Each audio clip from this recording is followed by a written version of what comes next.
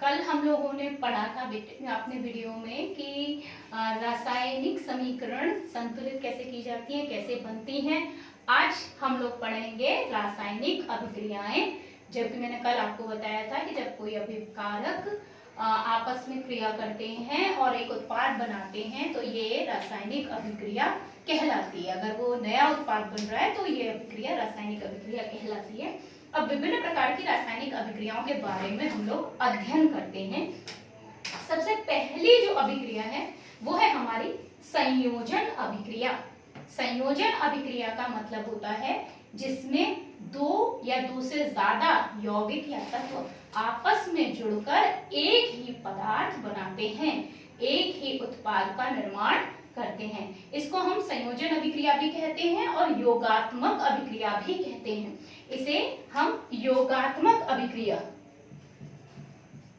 योगात्मक इसलिए कि इसमें दो पदार्थ आपस में जुड़ जाते हैं। मैं एग्जांपल देती हूँ। फॉर एग्जांपल C+O2 और हमारा बन गया CO2। You know very well what is C? Carbon, है ना।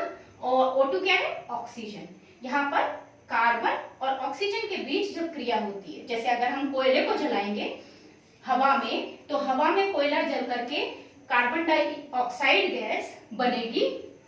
कोयला जल जाएगा, राख हो जाएगा और कोयला ऑक्सीजन की उपस्थिति में रिएक्शन करके कार्बन डाइऑक्साइड गैस बनाएगा। तो C+O2, C और O2 आपस में मिल गए और मिलकर उन्होंने एक पदार्थ बना दिया, कार्बन डाइऑक्साइड गैस। ठीक है। अच्छा, एक चीज और याद रखिए कि आप इसके सामने, जैसे ये है C, तो आप ब्रैकेट में इसके सामने S का मतलब होता है सॉलिड, जो पदार्थ हमारा सॉलिड फॉर्म में।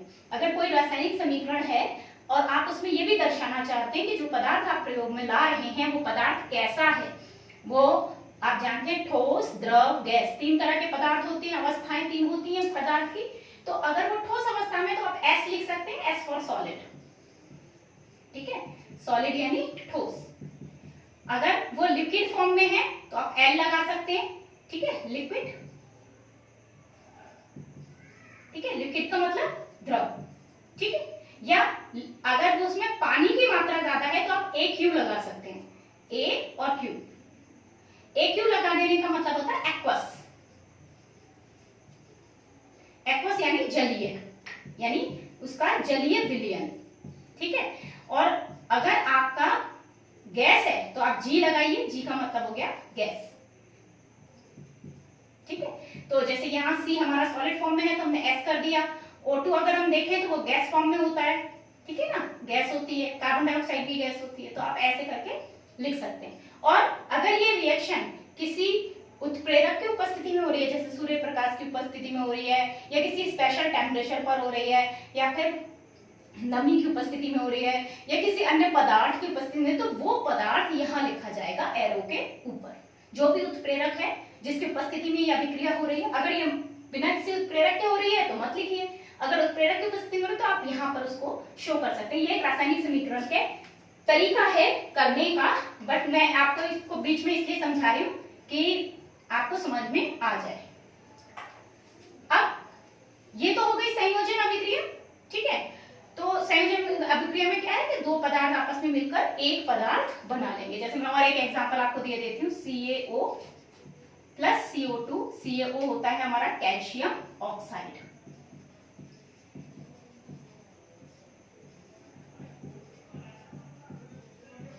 ठीक है, और ये है हमारी कार्बन डाइऑक्साइड। आप जितने से ज्यादा पदार्थों के नाम याद कर सकते हैं, यौगिकों के नाम याद कर सकते हैं, कर लेंगे तो आपको ही फायदा है। और बन गया CaCO3। ये है कैल्शियम कार्बोनेट। अब तो आपको नाम याद होना चाहिए क्योंकि CO3 मैंने आपको मूलक के बारे में बताया था, और Ca कैल्शियम, ये भी आप जानते हैं। तो ये बन गया हमारा कैल्शियम कार्बोनेट। तो आप देखिए दो पदार्थ आपस में मिल रहे हैं और मिलकर एक पदार्थ बना रहे हैं। तो जब भी दो पदार्थ, दो ही नहीं, दो से ज्यादा भी हो सकते हैं, पदार्थ आपस में मिलकर कोई एक पदार्थ बनाएंगे तो हमारी संयोजन अभिक्रिया या योगात्मक अभिक्रिया कहलाएगी। अब दूसरी अभिक्रिया है हमारी वियोजन अभिक्रिया। ये संयोजन अभिक्रिया की उल्टी अभिक्रिया है, इससे जस्ट अपोजिट अभिक्रिया है। वियोजन अभिक्रिया में क्या होता है कि जब कोई अभिकर्मक है, कोई यौगिक है, और हम उस यौगिक को जब क्रिया कर रहे हैं उसे गर्म कर लिया या उसको ठंडा किया या कुछ भी उसके साथ हमने अभिक्रिया की किसी भी तरीके से, और वो यौगिक रासायनिक अभिक्रिया की वजह से टूटकर दो या दो से अधिक उत्पाद बना देता है, उनमें टूट जाता है। जैसे मैंने अभी ये लिखा है CaO + CO2 CaCO3। आप CaCO3 जानते हैं, कैल्शियम कार्बोनेट। कैल्शियम कार्बोनेट हमारा क्या होता है, जो आपके घर में सफेदी होती है, जो आपके घरों में पुताई होती है, उसकी जो सफेदी के टुकड़े आते हैं बड़े बड़े, उसके पत्थर होते हैं। तो आपने देखा होगा, आप अपने घर में जब सफेदी करने के लिए, व्हाइट वॉश करने के लिए उनको पानी उन पर डालते हैं, तो आपने देखा होगा कि उसमें से बहुत एक गैस निकलती है। तो अगर आप एक सफेदी का टुकड़ा लें और उसको ऐसे ही गैस पर गर्म करें, ठीक है, तब भी उसमें से एक गैस निकलती है। तो वो क्यों निकलती है? CaCO3 को अगर हम गर्म करते हैं, ये डेल्टा साइन है, डेल्टा का मतलब गर्म, ठीक है। आप चाहें तो डेल्टा की जगह सीधे गर्म भी लिख सकते हैं। तो जब हम CaCO3 को गर्म करते हैं तो CaCO3 किसमें टूट जाएगा? CaO + CO2, carbon dioxide gas निकल जाएगी, और CaO जो है वो हमारा यहाँ पर पदार्थ बच जाएगा, जिसको हम कहते हैं शुष्क चूना। ये हमारा शुष्क चूना, LS इसका नाम है। कैल्शियम ऑक्साइड अभी मैंने ऊपर ही लिखा है, ठीक है। और इसको एक और नाम से हम सामान्य भाषा में कहते हैं शुष्क चूना, ठीक है। एक होता है बुझा हुआ चूना और एक होता है बुझा हुआ चूना जो पानी पड़ा हुआ है, ठीक है, और शुष्क चूना इसको कहते हैं, ठीक है। तो ये वियोजन अभिक्रिया का एक एग्जाम्पल हो गया, ठीक। इसके अलावा हम वियोजन अभिक्रिया के और भी एग्जाम्पल्स ले सकते हैं। जैसे अगर हम लोग और एग्जाम्पल्स लेना चाहते हैं तो हम जैसे एक एग्जाम्पल और मैं आपको दे रही हूँ कि हमारा जैसे H2O है, पानी है, और हमने इसका क्या किया? विद्युत धारा प्रवाहित की।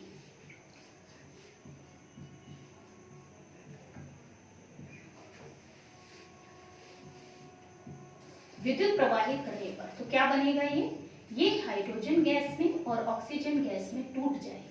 तो 2H2O, यहाँ मैंने बैलेंस कर दिया इसको, 2H2O को अगर हम विद्युत धारा प्रवाहित करते हैं तो वो हाइड्रोजन गैस में और ऑक्सीजन गैस में टूट जाता है। तो ये हमारी वियोजन अभिक्रियाओं के एग्जाम्पल है। ये दोनों वियोजन अभिक्रिया के एग्जाम्पल है और ये हमारी संयोजन अभिक्रिया के एग्जाम्पल है।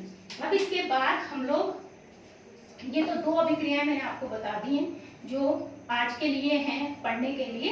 इसके अलावा हमारी कुछ अभिक्रियाएं मैं आपको बता दे रही हूँ। जैसे मैंने अभी ये बताया कि हमारी जो CaO की अभिक्रिया थी ये दोबारा हो रही है, तो एक और जो ये हमारी बुक से थोड़ा अलग मैं बता रही हूँ आप लोगों को कि पहली बार अग्रिम अभिक्रिया क्या होती है, ठीक है। आपको मैंने बताया था कि जितने भी अभिकारक हैं वो बाईं तरफ लेके जाएंगे, उत्पाद दाईं तरफ लेके जाएंगे। तो अग्रिम अभिक्रिया होती है जिसमें अभिकारक बाईं तरफ लिखे जाएंगे और जो उत्पाद हैं वो दाईं तरफ लिखे जाएंगे, ठीक है। अब ये बाईं ओर हो गया और ये दाईं ओर, ठीक है। और अग्रिम के बाद अगर हम प्रतीप अभिक्रिया की बात करें, ये जस्ट इसका उल्टा हो गई। प्रतीप अभिक्रिया वो किसे कहेंगे? जिसमें हमारे उत्पाद तो दाईं तरफ होंगे और वो अभिकारक, वो उत्पाद तो हमारे बाईं तरफ आ जाएंगे और अभिकारक दाईं तरफ हो जाएंगे। तो ये हमारी प्रतीप अभिक्रिया हो जाएगी, यानी ये उल्टा हो जाता है। तो हमारी जब अभिकारक से सीधे S तरफ को उत्पाद जाते हैं तो अग्रिम अभिक्रिया कहलाती है, उल्टा आते हैं तो प्रतीप अभिक्रिया कहलाती है। अब जो स्पेशली मुझे चीज बतानी है वो ये है कि एक उत्क्रमणीय अभिक्रिया किसे कहते हैं? उत्क्रमणीय अभिक्रिया, क्योंकि जब हम ये सारी अभिक्रिया पढ़ेंगे तो बार बार इस चीज का एक, मैं आपको बार बार इस तरह के चिन्ह भी बनाऊंगी तो आप लोग कहेंगे कि ये चिन्ह कहाँ से आए। उत्क्रमणीय अभिक्रिया किसे कहते हैं? उत्क्रमणीय अभिक्रिया वो अभिक्रिया जिसमें, ठीक है, अग्रिम और प्रतीप दोनों अभिक्रियाएं होती हैं।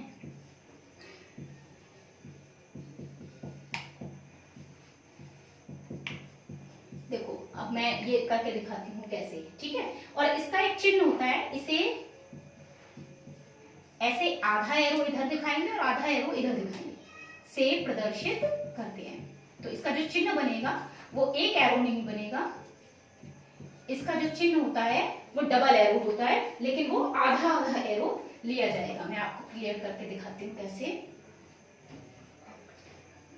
और हर अभिक्रिया उत्क्रमणीय अभिक्रिया नहीं होती, सारी लगभग आधे से ज्यादा अभिक्रियाएं जो आप पढ़ेंगे वो अनुत्क्रमणीय होंगी, लेकिन कुछ अभिक्रियाएं ऐसी होंगी जो उत्क्रमणीय होंगी, दोनों तरफ चलेंगी। ठीक है, तो और उत्क्रमणीय अभिक्रिया में क्या होगा, अग्रिम और प्रतीप दोनों अभिक्रियाएं होती हैं। और उदाहरण में देखते हैं आपको, जैसे आप NH3 गैस है, अमोनिया,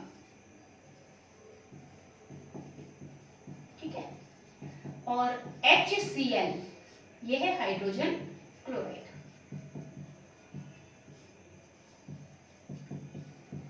ठीक है, तो ये दोनों अभिक्रियाएं आपस में मिलकर NH4Cl बनाती हैं, जिसका नाम है अमोनियम। ये नाम आपको अच्छे से याद हो जाने चाहिए, क्योंकि मैंने इन सब की टेबल बना बना के आपको दी है, तो वो टेबल आप याद करो तो आपको ये नाम भी बहुत जल्दी जल्दी याद होते जाएंगे और आपको सब समझ में आने लगेगा। NH3 + HCl ये बना NH4Cl।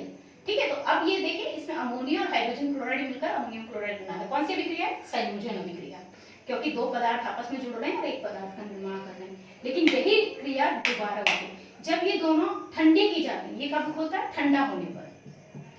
ठीक है, और जब इनको गर्म करते हैं, हम NH4Cl को अगर हम गर्म करें तो ये NH3 और HCl में टूट जाता है। तो हम इस अभिक्रिया को एक साथ कैसे लिखते हैं, हम इस अभिक्रिया को एक साथ लिखते हैं NH4Cl, एक एरो ऐसे बनाया, एक एरो ऐसे बनाया, NH3 + HCl, और जब NH3 और HCl में टूट रहा है तो रिएक्शन कैसी थी, गर्म, और जब ये वापस आ रहा है NH4Cl तो ठंडा करने के। ठीक है, तो इस तरीके से हम अपनी उत्क्रमणीय अभिक्रियाएं लिखते हैं।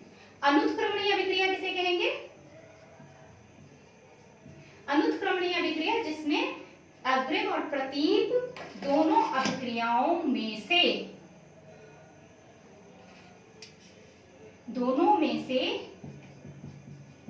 कोई एक क्रिया होती है। अगर केवल एक ही क्रिया हो रही है तो हम, ठीक है, कोई भी एक क्रिया हो रही है तो इसे अनुत्क्रमणीय अभिक्रिया कहेंगे। इसका चिन्ह ऐसे नहीं होगा, इसका चिन्ह एरो ही होगा। आज के लिए इतना ही। अगले वीडियो में हम लोग पढ़ेंगे कि हमारी विस्थापन अभिक्रियाएं क्या होती हैं।